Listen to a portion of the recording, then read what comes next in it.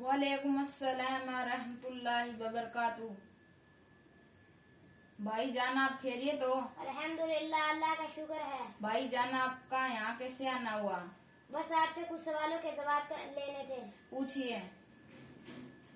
कुर्बानी के जानवर के गोश्त के कितने हिस्से करने चाहिए? मुस्तहब यह है कि कुर्बानी के जानवर के 3 हिस्से करने चाहिए। नंबर 1 आम मशाकिन के लिए, नंबर 2 रिश्तेदारों के लिए, नंबर 3 अपने अहलो अयाल के लिए। क्या सारा गोश्त खुद रख सकते हैं? हाँ रख सकते हैं, कोई गुनाह नहीं है। क्या कुर्बानी का गोश्त काफिर को दे सकते हैं? काफिर को भी दे सकते हैं। क्या कसाई को उजरत में गोश्त दे सकते हैं? कसाई को उजरत में गोश्त नहीं दे सकते। क्या कुर्बानी के गोश्त को बेचना जायज है? कुर्बानी का गोश्त बेचना जायज नहीं है। अगर बेच दिया तो उस माल का इस्तेमाल हराम होगा। अगर बेच भी दिया तो पैसों का क्या करेंगे? सारी रकम किसी गरीब को देनी पड़ेगी। कुर्बानी के जानवर के गले में कितनी रगें होती है? कुर्बानी के जानवर के गले में 4 रगें होती है। उसमें से कितनी कटनी चाहिए? कम से कम 3 रगें कटनी चाहिए।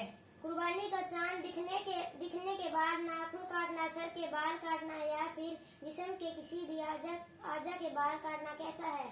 चांद नजर आने के बाद बाल, नाखून वगैरह न काटना मुस्तहब है।